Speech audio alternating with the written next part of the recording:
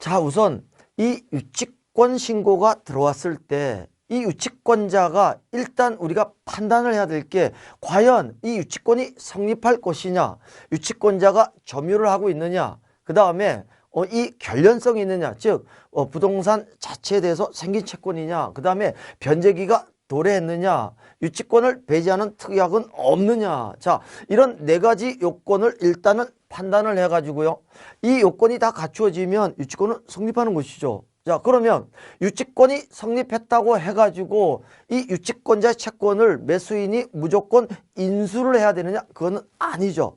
다만 우리 법 규정은 유치권자의 채권을 매수인이 인수해야 된다고 규정을 하고 있지만 그 법 규정은 어디까지나 원칙적인 규정이라고 말씀드렸죠. 자, 그렇다면 우리 판례를 해석을 해야 되는데 아무리 정당하게 성립한 유치권이라 하더라도 매수인에게 대항할 수 있는 유치권이 있고 대항할 수 없는 유치권이 있다는 것이죠. 자, 여기에 관한 판례 이론을 우리가 확실하게 알아둬야 됩니다.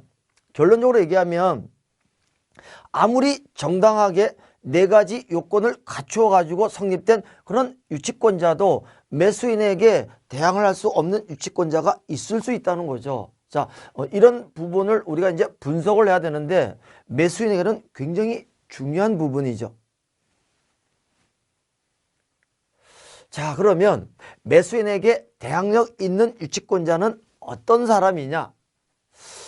우리 판례는요, 이렇게 두 가지로 나눠가지고 판례가 판시를 하고 있는데 기준 시점이 경매 개시 결정 등기 시점이죠.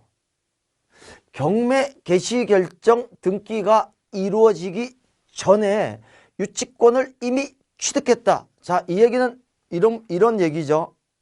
유치권자가 경매 개시 결정 등기가 등기부에 기입되기 전에 점유를 해서 유치권을 이미 취득했다면 그 유치권자는 매수인에 대해서 대항력이 있다는 거죠. 대항력이 있다는 얘기는 이 매수인이 유치권자의 채권을 전부 인수해야 된다는 것이죠. 즉 대항력 있는 유치권자의 채권은 매수인이 인수를 해야 되기 때문에 전부 매수인이 변제를 해야 된다는 그런 의미고요.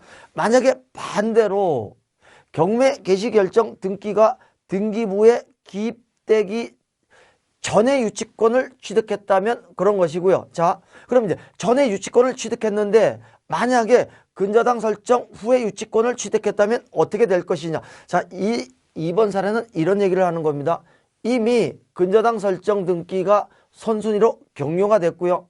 그리고 나서 경매 개시 결정 등기가 이루어졌는데 이 유치권자가 근저당 설정 등기보다는 늦게 유치권을 취득했지만 결국은 경매 개시 결정 등기 전에 유치권을 취득했기 때문에 매수인에게 대항을 할 수가 있다는 거죠. 자, 이 논리는 이렇게 그대로 적용되는 거죠. 자, 선순위 근저당 설정 등기가 이루어졌고요.